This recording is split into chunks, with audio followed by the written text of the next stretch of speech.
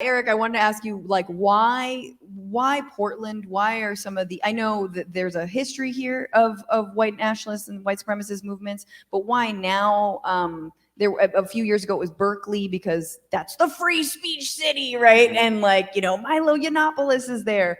But yeah, can you tell us more about why Portland? I mean, Portland was the perfect stage for this. You had the demographics of this region, right? Folks need to hold this, right? The Black population for the state of Oregon is 1.9%, right? But as we know, right, hate crimes that have, I think, risen 60%, 59% last year, right? But let's remember this, 33%, right? A third of the victims are Black, right? Even though we're only 1.9% of the population. The truth is this, right? I tell this story often. I learned it from a white nationalist, right? Who was sitting in one of these demonstrations and the whole political theater that was going on in the street. Everyone came out and did their performance, right? And this white nationalist was getting harangued by this guy who was demanding that he tell him why he was here. And the white nationalist said, you know, yeah, look, I know we here we're not wanted. But in fact, the city of Portland is one of the only places with a shrinking Black population by both percentage and a whole number. So you can say you don't want us here, but you're doing something we can never get away with. You're disappearing the Black population of Portland, Oregon. That was his response. And each day we prove that right? Not just on the streets when we use bad tactics, right?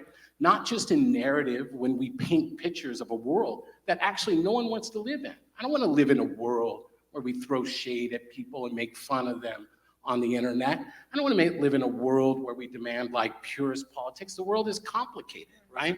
And what allows the white nationalist movement to get away with what it gets away with every day is the lasting legacy of white supremacy, right?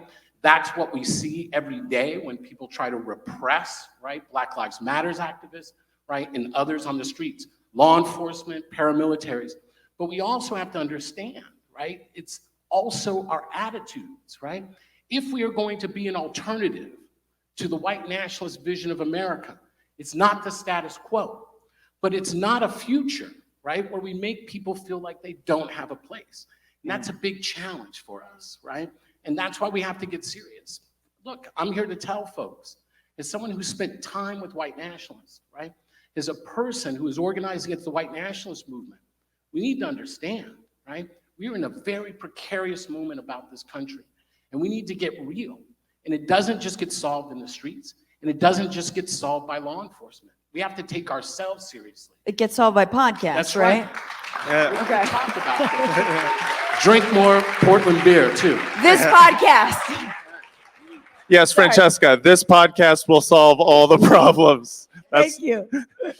No, I'm not going to preach. No, I please. Preach no, because I'm really trying to get on that Joe Rogan. No. Just another parasite that he's going to spit out or shit out, whatever ivermectin does.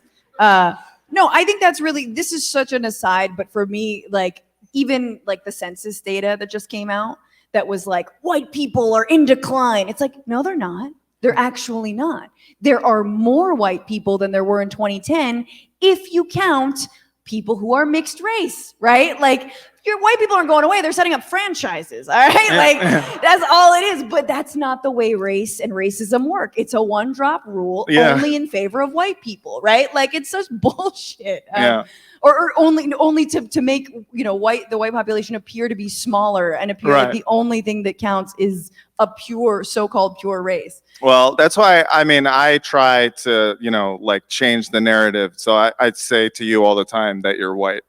That's what I do. I go, don't worry, babe. You're white. Thanks, sweetie. She loves it. She's Chinese in the town. Chinese. That's right. Thank you for remembering, I sir. love someone knows your exact ethnicity. Sitting drinking a beer on Chinese, Italian. Some guy was right in the front row pointing at me. I feel like that was a hate I crime. memorize everyone's race. Hell yeah, sir. I love I know you. your exact breakdown. What's Matt? What am I? Okay, yeah, I No don't know. idea. It's as far as it goes. Jew. I really wanted to. Jew. What's going on, Frantifa? If you haven't already, subscribe to this channel right now. Hit that button. And also, you can become a patron and support the show every single week. Get access to bonus episodes and exclusive merchandise. Patreon.com/Bitchuation Room. Do